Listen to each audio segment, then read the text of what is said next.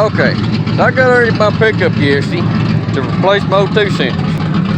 Didn't think nothing about it. Got under there and turned out it's the wrong one. Knew I had an exhaust leak. Well, I started looking. Yep, I got one. Look at this.